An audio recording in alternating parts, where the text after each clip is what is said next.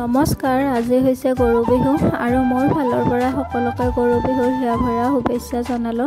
তাৰপিছত আমিও আহিলোঁ মালাখিনি গাঁঠি ল'ব। মালাখিনি গুঠা হোৱাৰ পিছত বাই ইফালে আহিল আৰু গৰুক গা ধুৱাবৰ কাৰণে মাহ হালধিখিনি বটি যিহেতু আজি গৰুক মাহ হালধিৰে গা ধুৱাই দিয়া হয়, সেইকাৰণে আৰু আগতীয়াকৈ বায়ে এইখিনি বটি থ'লে। তাৰপিছত এইফালে ধুনুকো ওচৰৰে পুখুৰী এটাত গা ধুৱাই নদীত যাম বুলি কৈ আছিলে, সেইকাৰণে ঘূৰাই আৰু ওচৰৰে পুখুৰীটোত গা ধুৱাই আনিলে। আমাৰ গৰু বিহুৰ দিনাখনহে পিঠা বনোৱা হয়। আপোনালোকৰ পিছে পিঠা বনালে নে নাই বনোৱা জনাবচোন। তাৰপিছত এইফালে গধূলি হোৱাৰ লগে লগে গৰুখিনিও ঘৰত লৈ আহিলে আৰু আজি যিহেতু গৰুক নতুন পঘা দিয়া হয়, ঘূৰাই এইফালে নতুন পঘা দিব ধৰিছে। গৰুক নতুন পঘাখিনি দিয়া হোৱাৰ পিছত খুৰীমাই এইফালে অলপমান ধোৱাও কৰি দিছে, যিহেতু গৰু বিহুৰ দিনাখন এনেকৈ দিব লাগে বোলে। তাৰপিছত এইফালে আহিল মানুহ বিহু আৰু বহাগৰ 1 তাৰিখে মাকাৰী খাব লাগে বোলে, তো সেইকাৰণে দুপৰীয়া চাহৰ লগত আমিও অলপমান গোটেইকেইটাই লগ হৈ আৰু এইফালে বাই আৰু মই বিহুৱানো ল'লোঁ। আজিৰ ভিডিঅ'টোত এইখিনি আছিল, তেন্তে আজিলৈ আহিছোঁ, বাই।